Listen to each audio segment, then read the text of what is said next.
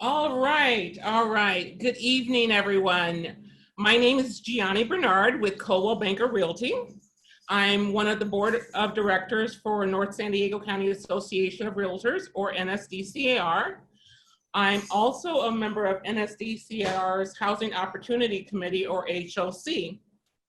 One of the goals of the HOC committee is to help provide education to realtors and the community as it relates to home ownership. This evening's webinar, Affordable Lending Option for Your Buyers, definitely falls into this category. Now, this webinar is part 2 in a 3-part series of the Freddie Mac briefings done in conjunction with NSDCR and NARREP North County, San Diego. Before getting started, I'd like to remind everyone that part 3 of the 3-part series, Buying a Home That Needs an Upgrade, will take place next week. That's Tuesday, July 21st at 5 p.m. Please be sure to register at nsdcr.com/webinar. Now, without further delay, I am pleased to introduce Nora Guerra and David Mendez, both of Freddie Mac, to present to you affordable lending options for your buyers. Take it away, guys.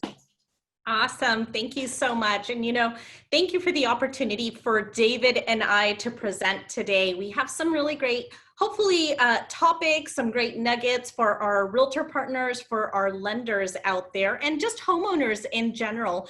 If you have any questions, if you're a first-time home buyer, if you want to see what options you have, thank you for joining today. It's the perfect time, especially because our interest rates are so low, and we'll talk about that in a minute. I do want to introduce myself. My name is Nora Guerra, and I am an affordable lending manager at Freddie Mac. I work on the lender engagement team. So typically I am working with our banks, our lender partners, wholesale, conventional, and I'm educating them on affordable products, a lot of minority data, just kind of helping ease the way for us to be able to help communities, with affordability, hot topics in regards to what's going on with our economy, our minorities, millennials, demographics, first-time home buyers. And I'll let David introduce himself. Great. Good afternoon, everyone. My name is David Mendez, and I too am an affordable lending manager with Freddie Mac. In my role, I work specifically with housing finance agencies and lenders and agents who participate in housing finance agency programs. So, today we're going to be talking about a lot of opportunities that are out there for you to really increase your business and, help make home possible for more of your customers. So I'm looking forward to sharing some great information for you. I do want to mention that we do have a Q&A box. We will be answering questions at the end of the presentation, but if you have questions as we go through this presentation, feel free to put your questions in the Q&A box, and we will try to answer as many of them as we can at the end of this presentation. Fantastic. Thank you, David. And with that, let's start. Let's talk about Freddie Mac. So who's Freddie Mac? We operate on the secondary market. So I love this slide because it shows who we are. So borrowers, you typically go to lenders or real estate agents, real estate professionals, and you seek out a loan with the lender. The lender turns around, closes the transaction, and sells it to us, a GSE, on the secondary market.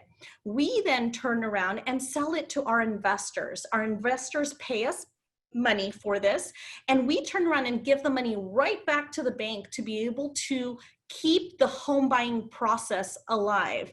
So we offer the money back to the bank so that they can offer that money to the next home buyer who is ready to purchase. Today, we're going to talk a bit about the state of the housing market. Where are we right now, especially during this pandemic? So let's talk a little bit about macroeconomy. We have a large swath of US economy shut down. to battle the COVID-19 pandemic. And as we've seen recently in Southern California, and several counties, it faces its greatest challenge in over a decade. We've recently somewhat shut down, and we're going to see how that affects our housing industry. Of course, since March 2020, unemployment has reached historic levels. Prior to this pandemic, David and I were out presenting about how historic low unemployment rates were, and they had reached some pretty unprecedented levels. And now, unfortunately, we're presenting, how historically high these unemployment rates have been. While we saw the state reopen, we also saw a lot of, frontline workers, a lot of people who, had sheltered in place return to work. Still, there's optimism for an economic rebound as states began to reopen their business. Reduced economic growth will keep inflation in check. And I know in the housing industry, we're very concerned about inflation overall. Now, what's happening in the housing industry? Well, of course, inventory continues to be scarce. Home sales and new home sales have declined. Government and Freddie Mac response to COVID-19 with help to offer forbearance for homeowners and pause evictions and for some homeowners and renters. If we're asking you to shelter in place, we most certainly want to make sure that you have a home to shelter in. The fiscal stimulus provided by the CARES Act will mute the impact of the economic shock that has been on housing prices. So Nora, one thing I would add though is while inventory is scarce, we've seen applications for purchase skyrocket, to all-time highs even. So we know that there's pent-up demand. Unfortunately, the inventory is just not there. So that would lead some to speculate that housing prices could go up. It's just a matter of supply and demand. So there's a whole lot of people who want to buy houses, and there's just not a whole lot of houses out there, but the demand is there. I agree, David. And, really great point. Our economists tend to be kind of on that edge, on that forefront.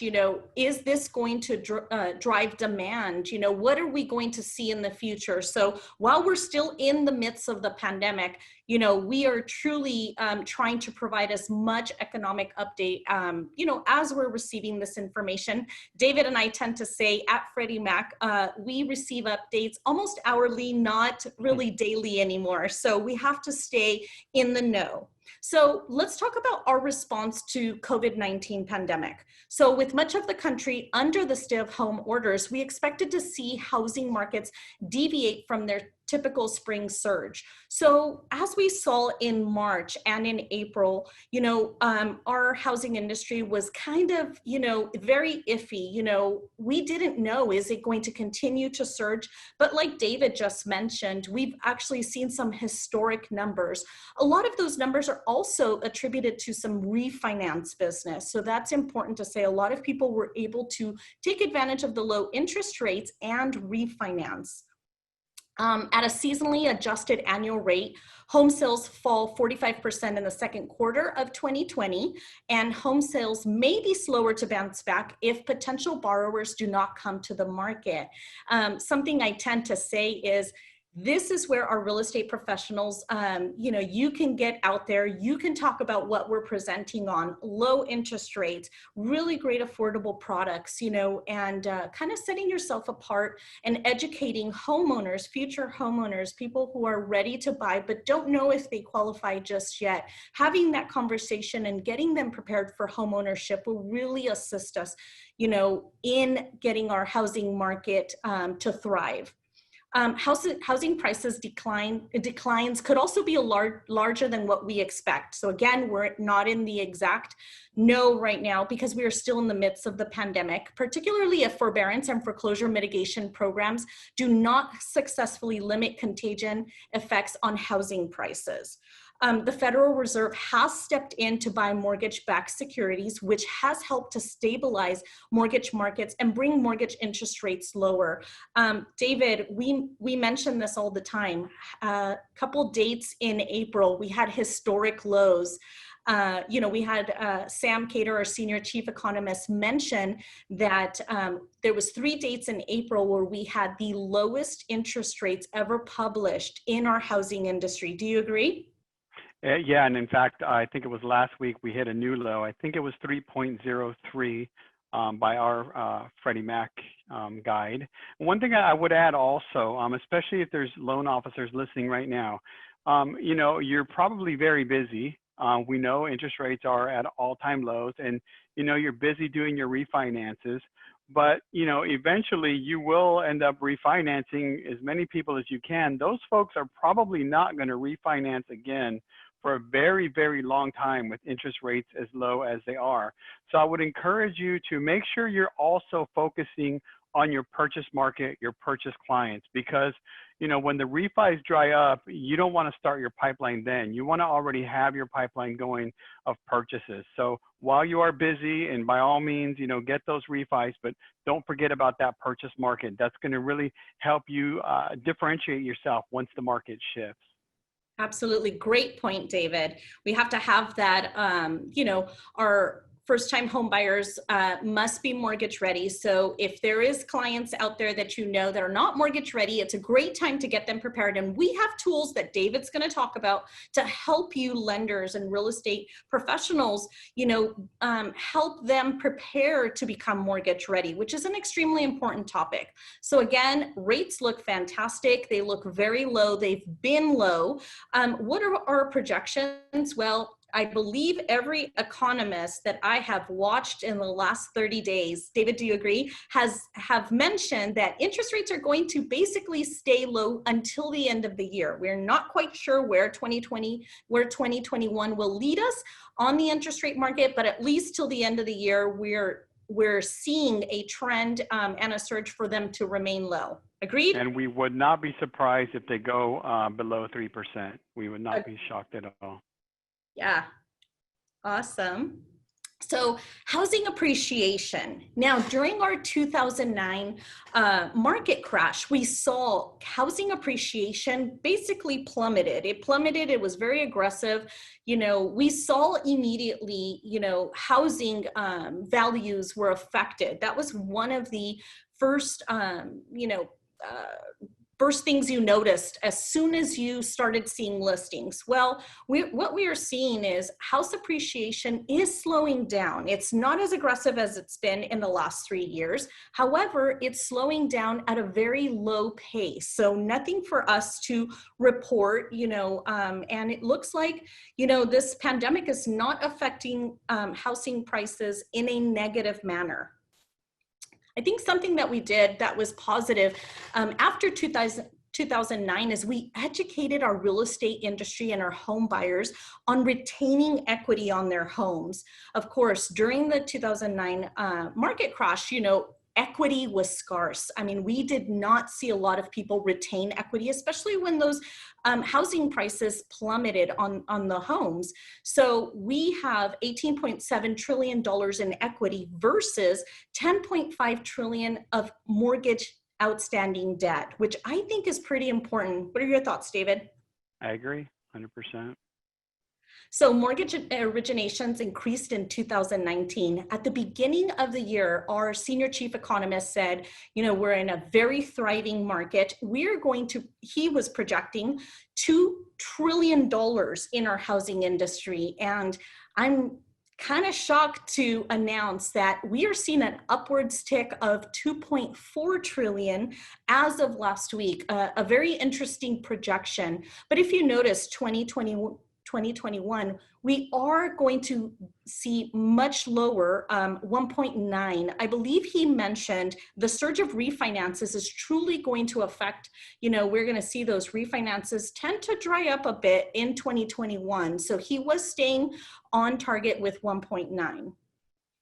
Now let's talk about the changing face of the borrower. So for us real estate professionals, we've seen, I'm a real estate professional of 20 years. I know David is as well. We've seen borrowers and the borrower looks quite different now. So housing demographics. Well, in 2013, we thought, you know what, this is a very thriving market. This is a great year. We're out of our 2009 market crash. This is a fantastic time to buy. We created 653,000 household formations. Well, as of last year, we created 1.2 million household formations. Is it the right time to buy? Absolutely. We mentioned low interest rates, historic low interest rates. We mentioned a rebounding economy, which is extremely important. Let's talk about millennials, one of my favorite topics, and we're going to dive a little into millennials in a bit. How many millennials truly live at home? Well, it looks like only 25%. For you real estate professionals out there having these conversations with millennials, most of them, as you start the conversation to purchase a home, they tend to say, no thanks. I live with my parents, I live rent free. Well, it may not be the case for all millennials. David, what is the average age of a real estate agent in America? You got me at, it's in the 50s, 56? Yes. All right. How about of a lender in America? I think it's close, 56 or 57. It's 54. 54, okay. Yes. So maybe there is a challenge with having a conversation with millennials. Let's talk about their challenges, but let's offer solutions. We need to help them understand the benefits of home ownership. As you're seeing that next graph, millennial households, who wants a chunk of 50 million projected first-time millennial home buyers? They are such a huge demographic. They are twice as large as baby boomers. Their demographic is larger than baby boomers. So we need to help and assist them, get them ready for home ownership, talk to them about credit, talk to them about dispelling myths of 20% down. A lot of them are still under the impression they need to save for 20% down. And David's going to do a really good job of talking about how that impacts millennials. Minority share of household. We are seeing minority growth within America. So a lot of your first-time home buyer is going to look millennial, but it's also going to look minority. We need to talk about the minorities and their challenges by minority group, help them and assist them and educate them to get them mortgage ready. And of course, households age 65 plus. We have 31 million projected seniors who are going to be purchasing a home. It may be downsizing or it may be purchasing for them to own their first home. So we have to talk about stable income, what are their challenges? I mean, by 2025, 31 million is a huge number to talk about. It's important to note there also that, those seniors, those baby boomers, they control the majority of the equity in the country, which makes sense. They've already been living in their homes longer. A lot of them have paid off their homes. And, a lot of the funds for down payment for these millennials and first-time home buyers is going to come from gifts from their relatives. So, it's important to keep in touch with that demographic, because even if they're not looking to sell or move, they may be looking to, help their children or grandchildren become homeowners as well. Yeah, really great point. Now on this chart, demographics of individuals in the US, I think this is a really great snapshot of FICO score, income, age demographic, and total debt. As we're seeing this information, it really provides a snapshot in time as to important demographic commonalities between the differences. I mean, besides looking at the current percentage of each age demographic, think of how borrower needs, opportunities, and perceptions may be different for varying population segments. I mean, I look at old millennials, I look at 2018, and their FICO score went from 2016 to 2018, an increase of 8 points. Of course, our seniors 57 and older have established credit. They are credit ready. Our Gen X also have increased FICO scores because they have also been educated. So really, the tip is the more credit knowledge they have, the higher their FICO score and the more probability of getting a lower interest rate when they purchase a home. So we were mentioning millennials. So something to mention, the oldest millennial turned 39 last year. What does that mean? Is that the youngest millennial just graduated college. Remember the 50 million millennials who are going to buy a home in the next 15 years? Well, you guys, they just graduated college, that last millennial, and they're now working, they're in the workforce. So we need to be very prepared to have conversations with them. Something that I tend to notice immediately is over 85% consider a home purchase a good financial investment. So let's dispel the myths that millennials are not interested. We have a millennial Harvard study where we asked a ton of millennials, do you find homeownership a benefit? Do you really feel that it is a great investment? And 85% of them truly did. So that's an important conversation and myth to dispel. Let's see here. They use the internet to look for houses, but David, who do they turn to buy these homes? They turn to a professional. They don't want to do it alone. They need a professional. They need you, real estate professionals. And if there's millennial homeowners out there, there's a lot of real estate professionals on this webinar that can assist you. They can help you. Lenders are on here that can help you get you mortgage ready. We're going to have some tools that David will talk about as well.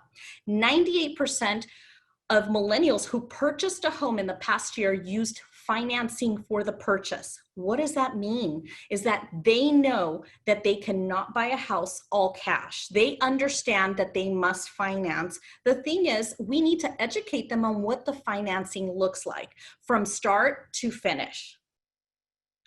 How many of these millennials truly have student debt? Well, something to note, my generation, Generation X, actually had a larger amount of student debt, yet we were able to overcome those challenges and purchase a home. So what's the difference? Well, within the millennials, there's only truly 10% of outstanding debt. What we need to do is better educate them that these, well, first of all, Freddie Mac considers and reviews student debt a lot different than our partners over at Fannie Mae. David, what else do you want to add to the slide? I know you always have some good nuggets when you present it. Well, one thing I would mention is regarding Freddie Mac and the way we underwrite student debt is different and a lot more favorable than the way FHA or Fannie Mae look at student loan debt. So we will take either, the payment that's showing on the credit report, or if that payment is deferred, then we'll take half of the unpaid principal balance versus our partner sister Fannie Mae or FHA, who takes a full % of the unpaid principal balance. And that can really make the difference between getting your loan approved or not approved. So something to think about, conventional is not all the same. There are differences between Fannie and Freddie. And so if you do have a borrower who does have student debt, certainly consider Freddie Mac when you're doing your underwriting. Awesome. And this is where I'll turn it over to David. David? Great. So we'll go ahead and take a look at the next slide here. So Freddie Mac Single Family is striving to redefine and change the industry perception of what affordable lending means through a new leadership approach we call All for Home. All for Home is intended to challenge the known perceptions around affordable lending and evolve the thinking around opportunities and solutions for the borrower of the future. Unfortunately, when you hear the term affordable lending, sometimes that has some negative connotations. In fact, I've heard agents and even lenders say, "Oh no, I don't deal with that affordable lending." So it's really, up to us to change the perception of what affordable lending is. And All for Home is about opportunity, the opportunity for clients and partners to do well and to do good at the same time. Take a look at this next slide. So Freddie Mac's All for Home focuses on 4 key pillars that support our industry: insights, education, mortgage products, and business solutions. So regarding insights, to build a better tomorrow, it's important to understand the current landscape, to convene industry feedback and perspectives, and to prompt possibilities in the future. What I'll add to insights is, and you'll see this on the slide in the future as we go through this deck, but right now, a great way to communicate with your potential customers is through Facebook and Instagram, but quite frequently, lenders and agents lack the content. Well, what am I going to say? So, insights, going into Freddie Mac's insights will give you hours and hours of things to talk about, and really, to go onto Facebook and to go onto Instagram and set yourself apart from the competition and talk about things. And insights will provide you with, plenty of information that you can share, with your future customers. Of course, talking about then education, enabling the dream of home ownership for burgeoning borrower populations requires a focused effort to provide information and confidence for home buyers, and aiming at the ecosystem to guide the journey. So we want to make sure that not only, your borrowers are educated, but we want to make sure that you are educated as well on current topics, on underwriting standards. So again, that's one of our 4 pillars. And then of course, it goes without saying, mortgage products. We feel that we provide a very vast array of mortgage products that will meet the needs of the majority of your home buyers, whether they're affluent or whether they're low to moderate income or somewhere in between. We have the mortgage products to help make home possible for more borrowers. And then of course, business solutions.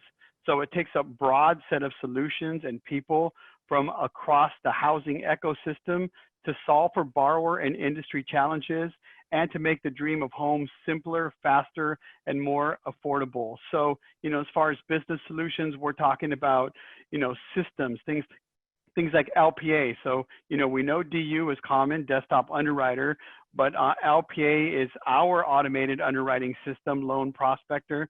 And it's just another tool that we have available to help you get more loans underwritten and, provide business solutions. And I said loan prospector, so that just shows how old I am. It's now loan product advisor. Some of you have heard it referred to as loan prospector. Moving on to the next one. So here's just a few links, things that I was talking about. You will all get a copy of this presentation if you registered. We'll make sure to email that out to you. So here's some of the links that I was talking about regarding All for Home, and you can get more information simply by clicking on those links. David, before I forget, if anyone has any questions for David and I, drop it in the Q&A at the end of our presentation. We want to answer as many questions of yours as we can. Yeah, so far I see no questions, but again, please feel free to reach out and send us your questions. We'd love to hear from you. So identifying borrower needs, reducing barriers, and raising hope for borrowers like these: first-time homebuyers, low to moderate income homebuyers, underserved communities, home buyers looking for low down payments and down payment assistance, and then finally, home buyers looking for flexible sources of funds. So time to save for mortgage ready population by race, ethnicity. So this is one of those slides that it's so telling, and it really does, it blows me away. If you take a look at time to save, so this is the average time to save. And let's go ahead and take a look at, the Hispanic population. So simply to save 3% down, the average Hispanic population will have to save for 3.7 years just to come up with a 3% down payment. So, loan officers, real estate agents, this is the great kind of slide that you would want to share with, those borrowers that are on the fence, and they're saying, well, I just want to save a little bit more. I'm really trying to save up for that down payment. Well, go ahead and take a look at that left column, 20% down. The average Hispanic borrower will need to save for 24.5 years to come up with a 20% down payment. So, if you can make that known to your borrower who's trying to save 20%, ask them, well, do you have 24.5 years to wait? Because that's how long it's going to take you to save for that 20% down. And, you know, a lot of times that will help, you know, encourage them to start taking action now once they realize, you know, the reality of it. Unfortunately, on this next slide, it's even more discouraging because if you'll see, you know, in Southern California where we're at here, it takes even longer.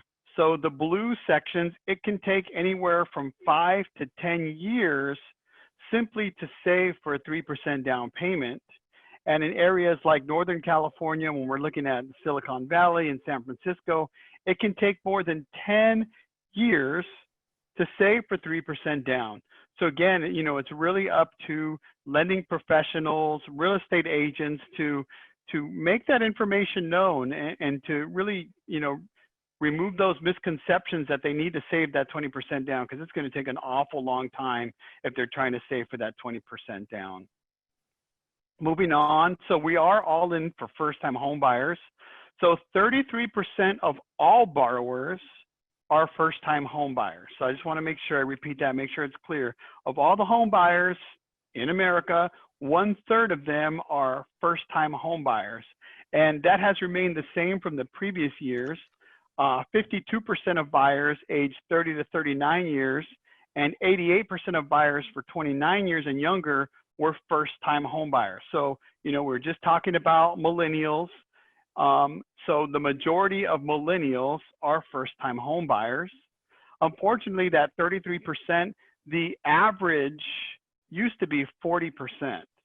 So unfortunately, what that says, it's becoming harder and harder for a first-time home buyer to purchase a home, where it was, you know, 40%, now it's roughly 1/3, and, you know, that number is actually going down. So again, it's up to us to dispel those rumors, those misconceptions, and really to get those borrowers to take action, because there are a lot of borrowers out there who are mortgage ready. They're ready to go, but what they do is they self-disqualify themselves out.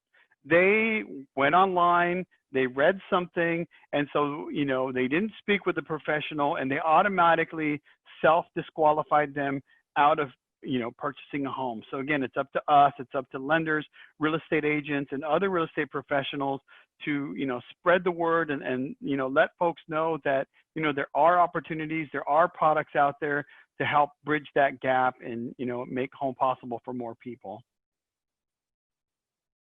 So creating affordability for many types of borrowers. So like I mentioned before, you know, we have products, we have solutions for all of your borrowers, whether it's a first-time home buyer, whether it's a refinance, repeat borrowers with limited home equity. You know, you can do a refinance for up to 97% of the loan to value. A lot of folks are not aware of that.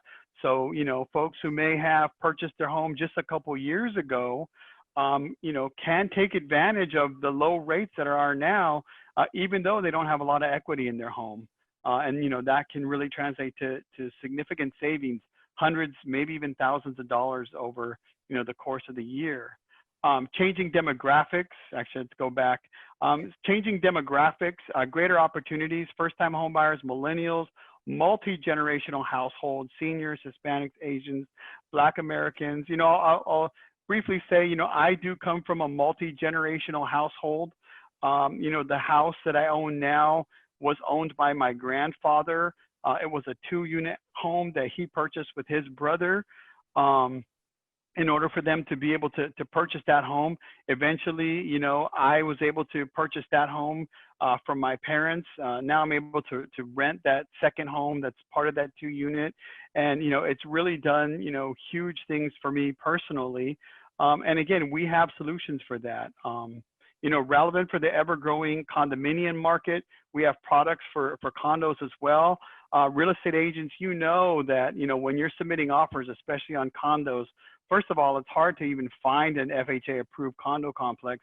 And secondly, even if it is FHA-approved, when you're submitting your offers, all things being equal, that seller and that seller's agent is, you know, generally going to take that conventional offer over the FHA offer. So again, we have conventional solutions, conventional conforming solutions to help get more of your offers approved. And then briefly, I'll talk about, you know, products that support financing for manufactured housing, energy efficient properties, and property renovations.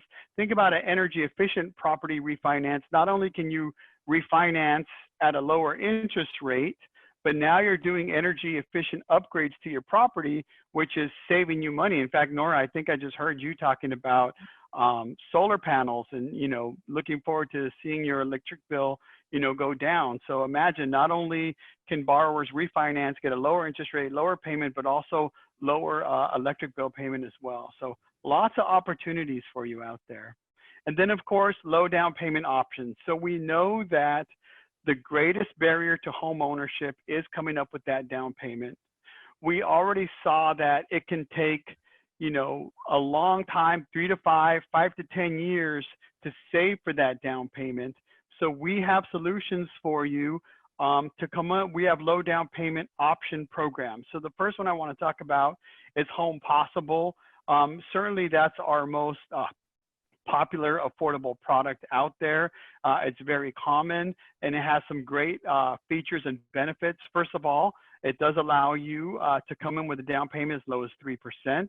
Again, you can use this for refinance as well as purchases. There's flexible down payment and closing cost funding options. You know, they allow gift from borrowers. We allow border income in some situations. We allow down payment assistance programs from, you know, state and local housing agencies. So there's a lot of ways to come up with that 3% down. But there are some income limitations. You know, the borrower must be at 80% of the area median income or lower. We have a great tool that I'll share in a moment that'll help you determine what that area median income is.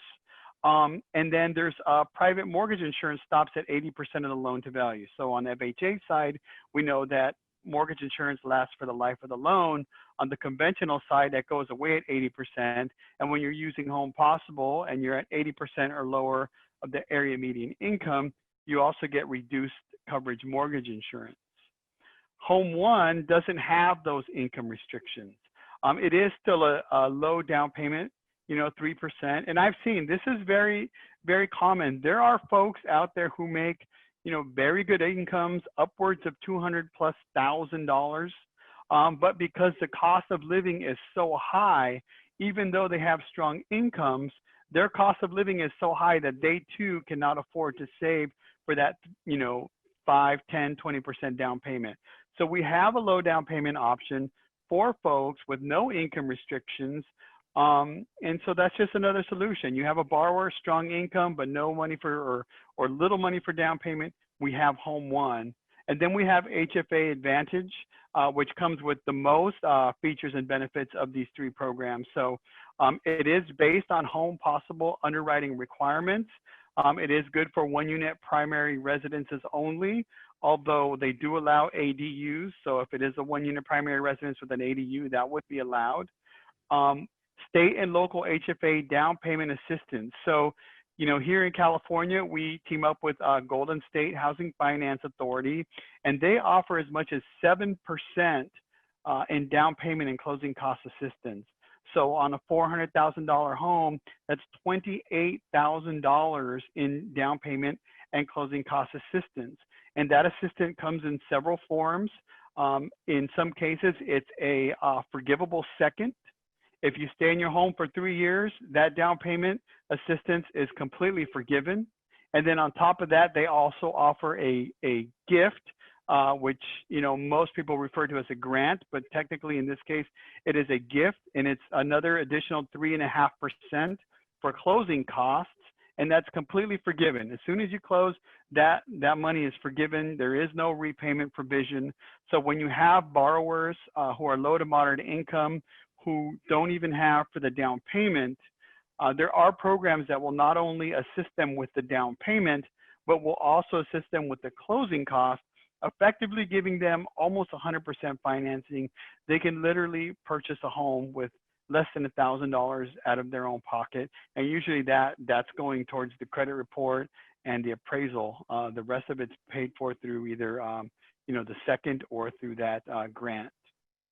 So lots of options. Now, I might have stirred your interest. You heard down payment assistance. Oh, that sounds great.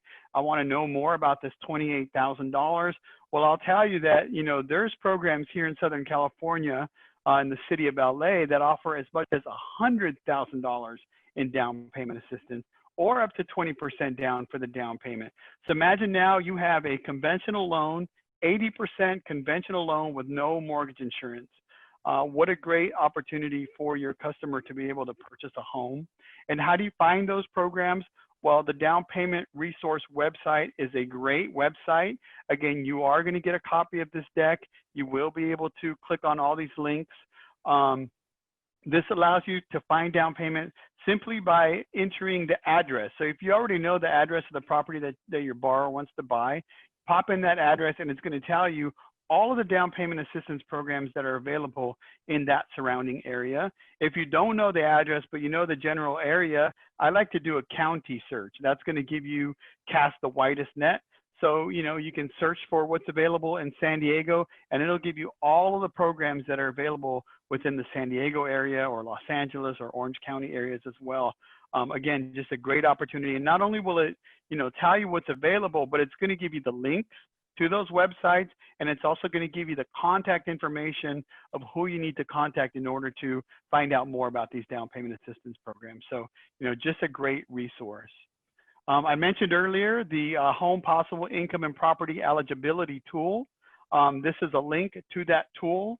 The tool will help you not only determine what the area median income is, so you may have your borrower, you may think they qualify, but you're not quite sure. Use this tool and it's going to confirm for you, whether or not, that borrower or that income level is at 80% or less.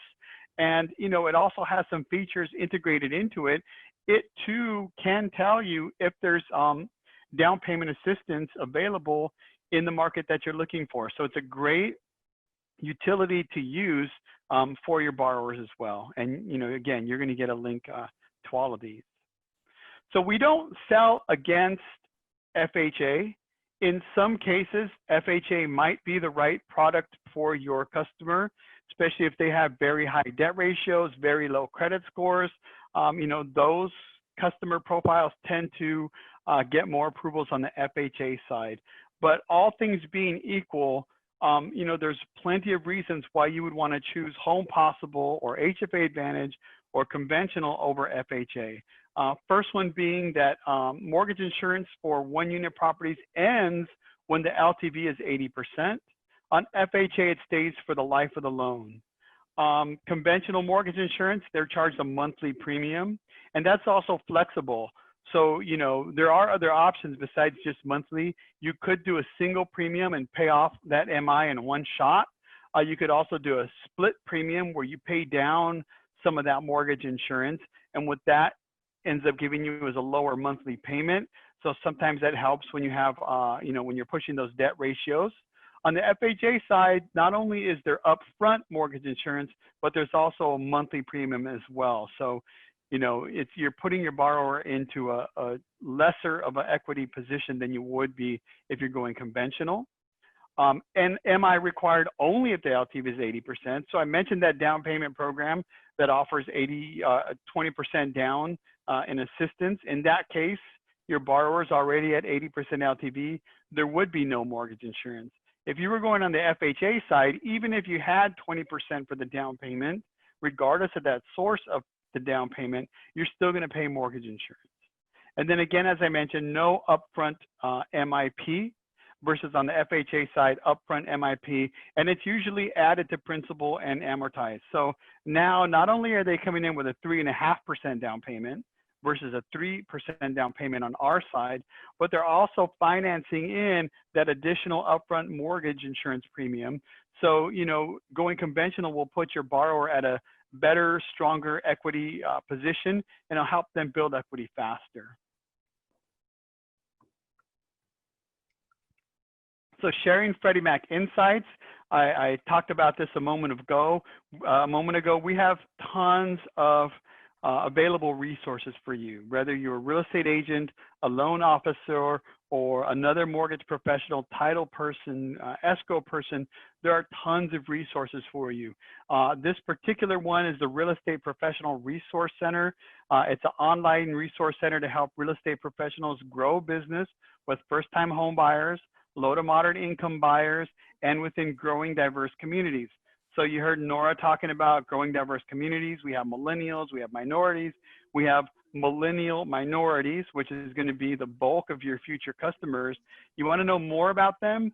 Right here on the Real Estate Professional Resource Center, you're going to learn a ton. There's lots of insights, help you understand them, help you understand their needs, help you communicate with them better, and help empower your clients.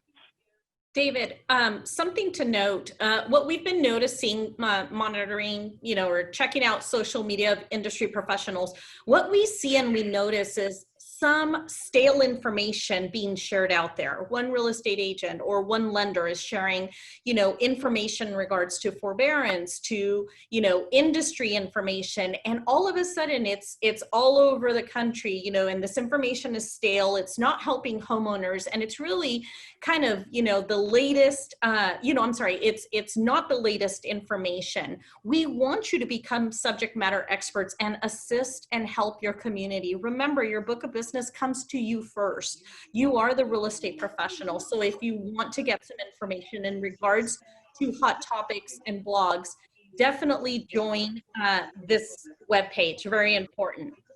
Yeah, and stale information, that's putting it politely. And it drives me crazy when I'm online and I see it's just flat out wrong. I know you've done it and I have too. We'll reach out and be polite about it, but we'll let them know that, the information you're sharing is wrong, it's old, and you need to update it. So, and then I'll lead them over to our insights page where they can get the correct information. Okay. Translated mortgage and homebuyer education documents. So, another large barrier to home ownership outside of credit and outside of the down payment is simply the language. Language barrier is a barrier to home ownership.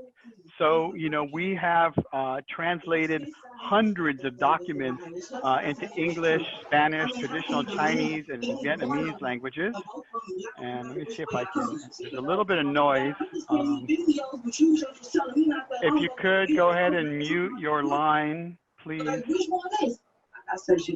Nora, you might be able to do it as the host. Nora, There you go. Okay, perfect. So moving on, hopefully you didn't mute me. I think you can still hear Nope. me. Okay, great. I can hear you. Perfect. So, as I was saying, we have translated over 500 documents into English, Spanish, Chinese, Vietnamese languages. And we're, in the future, we're also looking at translating Korean and Tagalog. So, we want to remove as many barriers to home ownership as we possibly can. We know that language is one of those barriers. So, we are doing our part to help remove that barrier. And again, there's the link, fhfa.gov/mortgage translations for all the latest updated translated documents. And then Credit Smart. So Credit Smart is our financial literacy curriculum. It's been around for over 14 years. Most of you or many of you have heard of Credit Smart. It's a great product. It provides financial literacy for your borrower. So when I was talking about obstacles, again, down payment is an obstacle, language is an obstacle, and credit is a huge obstacle as well. So by being able to educate our borrowers and providing them with financial literacy, helping them understand their credit, helping them to create a budget, helping them to know what to expect in the future, you're really providing a huge value to your borrower by sending them over to Credit Smart. But now you can also take it one step further. You can become a Credit Smart certified practitioner or trainer, and you can actually train on our Credit Smart curriculum. So what a great opportunity for you to be in your local community and to be able to offer, financial literacy curriculum, not only, empower your borrowers, but, obviously that could lead to, some potential leads as well, and just establishing yourself as the local market expert. So Credit Smart's a great opportunity for your borrowers and for you as a mortgage professional as well. And then within Credit Smart, we have our Home Buyer U. So Home Buyer U is what meets our home buyer education requirements. We know that borrowers who have attended home buyer education, tend to default less than those borrowers who do not receive home buyer education. So Home Buyer U achieves that home buyer education for our Home Possible, our Home One product, and then here in California, it also meets the requirement for our HFA Advantage product. You may be familiar, Fannie Mae also offers a product, but what's great about our Home Buyer U is it's available online and it's absolutely free. So there is no charge. So, when we're talking about, customers who are, saving as much as they can to come up with that 3% down, every dollar counts. So being able to offer this as a free option, to your borrowers just gets them one small step closer to becoming homeowners. And then finally, we just want to remind you that you are the critical link to helping well-qualified home buyers achieve their home ownership objectives. We want to make sure that you provide access to credit and originate loans to the full extent of the Freddie Mac credit box. Don't go just to your normal, FHA, because that's what I always do and that's what I know. We want you to explore and really learn about our products because, our products can meet the needs of the majority of your customers, and in most cases, it's a superior product. We want to make sure that you utilize your mortgage finance expertise. And then this is the biggest one, the one that really gets me. We want to make sure that you explain the process and dispel that 20% down payment myth. With all the information that's available on social media and online, how many of your customers still think they need 20% down? A lot of them. So again, it's up to us. You've seen the slides, you can share that information with your borrowers and, really help them realize it's going to take them 24 years to save that 20%. And that might really help them, take that next step and take action. So take advantage of Freddie Mac training and resources, not only for yourself, but also for your borrowers as well.